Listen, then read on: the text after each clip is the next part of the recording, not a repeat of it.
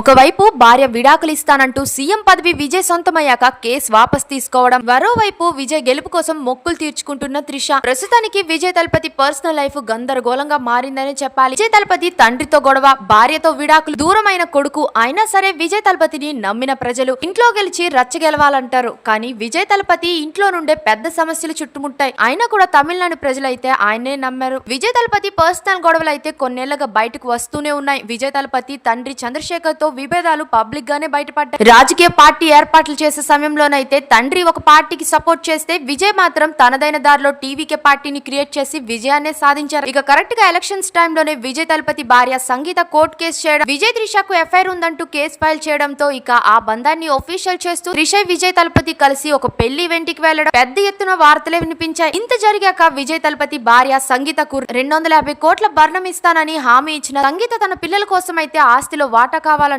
పట్టుపట్టడంతో divorce case ఇంకా close కాలేదు. ఆ తర్వాత విజయ్ తలపతి కొడుకు కూడా సోషల్ మీడియాలో అన్ఫాలో చేస్తూ అమ్మా నాన్నలతో పాటు కన్న కొడుకు కూడా దూరం కావడంతో ఎలక్షన్స్ టైంలో తీవ్ర నెగిటివిటీని ఫేస్ చేశారు విజయ్ తలపతి. ఇంత నెగిటివిటీ ఫేస్ చేసిన విజయ్ తలపతి సీఎం పదవి గెలవడానికి ముఖ్య కారణం అయితే ప్రజల కోసం ఆయన చేసిన త్యాగమనే చెప్పాలి. విజయ్ ఫ్యామిలీ సపోర్ట్ లేకపోయినా తమిళనాడు ప్రజల్ని ఆయన్ని నెత్తిన పెట్టుకున్నారనే చెప్పాలి. అయితే ఎలక్షన్స్ లో విన్ అయ్యాక విజయ్ తలపతి తన తండ్రి ఇంటికి వెళ్ళగా అక్కడ ఫ్యామిలీ అంతా హ్యాపీనెస్ తో సెలబ్రేట్ చేసుకుంటూ కనిపించారు. మరోవైపు భార్య సంగీత విడాకుల కేసును వెనక్కి తీసుకోబోతుందంటూ వార్తలైతే వినిపిస్తున్నాయి. అయితే సంగీత ఇప్పటికే 2 పిల్లలతో కలిసి లండన్ లోనే ఉంటుంది. పిల్లల కోసం ఆమె డివోర్స్ కేసుని వెనక్కి తీసుకోబోతున్నట్టు. మరోవైపు విజయ్ తలపతి సీఎం అయ్యాక త్రిష విజయ్ ఇంటికి వెళ్లి మరి కంగ్రాచులేషన్స్ చెప్పి రావడం మనం చూసాం.